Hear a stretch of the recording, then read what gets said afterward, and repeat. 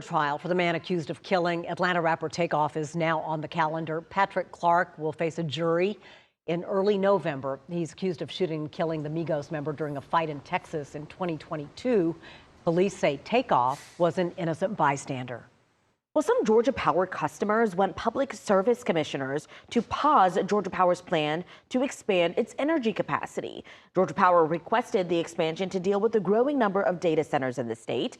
That was approved in December before newly elected commission members started in their roles. Customers are worried about their bills and possible rate increases. I want to speak to you not as regulators, but I want to speak to you as parents and grandparents. You love your children, you love your grandchildren.